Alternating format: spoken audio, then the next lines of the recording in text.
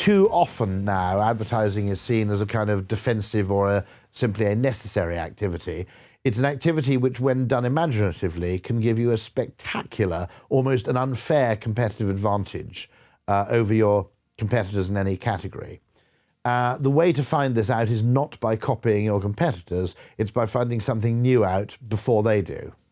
What bothers me is that I don't have a shadow of doubt at all that any group of people in an ad agency, a marketing agency, a digital agency, if you put the right group of 6 people together for an afternoon, you can nearly always come up with ideas or insights that are worth a few £1 million to a client.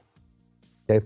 I don't have any doubts at all that there's actually a growing, ever-growing possibilities for people with good ideas who are good at human insight and translating human understanding into practical, workable ideas. I don't have any doubt that the opportunities for those people to actually add huge value to clients is growing all the time. There's simply more ways you can do things.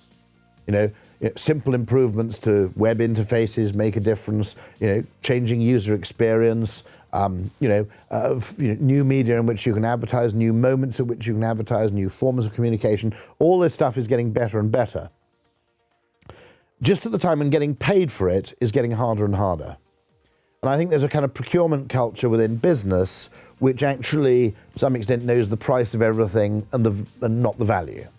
Their argument would be if you sit in a room with 6 people and you come up with an idea that saves that client $1 million, then that is worth the hourly cost of those 6 people plus the cost of the coffee plus 15%. Now, this is not just a problem for the ad industry or for marketing, it's a fundamental problem that affects developed economies as they become more and more the economies of ideas rather than the economies of stuff. Conventional free market economics works very, very well at the allocation and distribution of stuff which is in finite supply. Ideas, of course, aren't. Ideas don't get worn out. If one person uses them, it doesn't necessarily mean another person can't. Ideas are rather like digital music. Every time you copy it, you create some value. And we don't know what the economics of the ideas economy is going to be like. We don't know how an ideas economy needs to work. We don't know how to make sure that the proper economic incentives are there to encourage people to have more ideas. And so this is the problem. If you look at the free market model of how much you should pay for grain, the market mechanism arrives at a perfect price for grain. Okay? Take an idea, however, where the constituency is not actually, the value does not lie in the raw materials, but in the use to which they're put.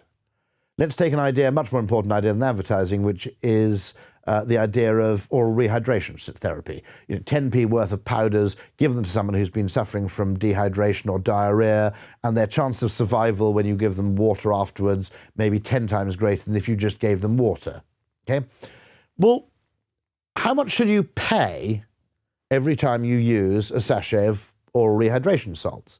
There isn't the same market answer that the price of grain answers. Because actually, as Paul Romer, the economist, says, there are actually only 2 correct answers to that, one of which is nothing.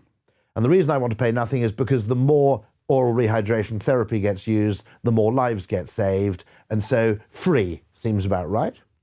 The other model, by the way, is 20,000 quid, because I want the person who came up with that idea to be really, really rich and incentivized to come up with more ideas just like that.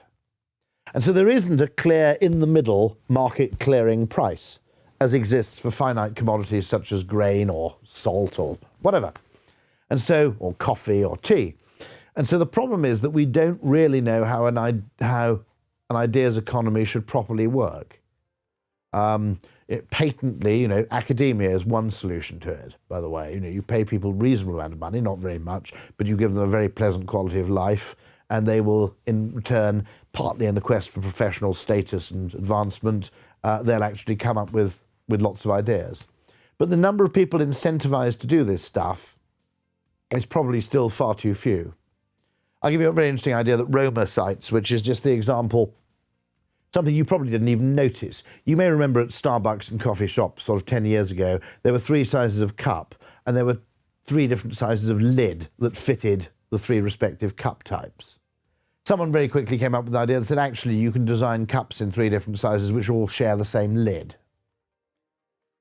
Now, that idea, okay, it's not a cancer cure, but actually it's probably been worth, 10 million every year in just small elements of increased efficiency to, the world's coffee shops. Now, I don't know who the guy is who came up with that. Did he make any money from it at all? Was it given away for free by a coffee cup manufacturer? Did it gain them a bit of market share in the short term? Maybe it did. But the fact is, we don't really know how to pay for this stuff and how to properly reward it. And the problem is, if we don't know how to reward it, then the incentive to actually come up with this stuff isn't there. It's very, very easy, if you're not careful, for a business to become effectively disconnected from customers. It thinks, for whatever reason, that, the customers who bought last year will necessarily buy the following year. And by and large, that proves right in the short term. There is a large amount of human habit. Which means that, if you did well last year, then a certain amount of that custom will come back. The only danger is occasionally you get completely wrong-footed. That someone comes along and just changes the rules of the game, and then suddenly you find yourself in a completely different position. So part of the job of marketing, by the way, is to actually eat your own babies. It's to innovate in a way that actually threatens your core business in some senses, because if you're not doing that, then there's someone out there in a garage who's planning to do it for you.